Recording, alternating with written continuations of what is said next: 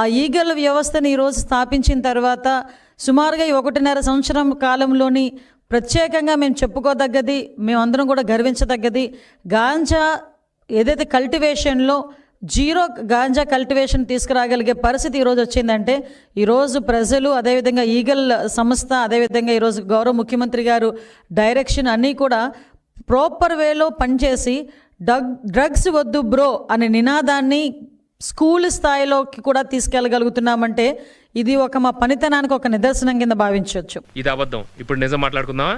చిన్ని గారి వాదన ఏంటంటే